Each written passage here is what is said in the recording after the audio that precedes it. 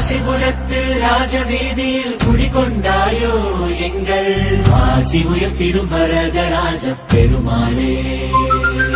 பெருந்தேவி தாயார் மன்மகராயர் மகளுடன் கருணை மழை என காட்சி தரும் கார்முகிலே.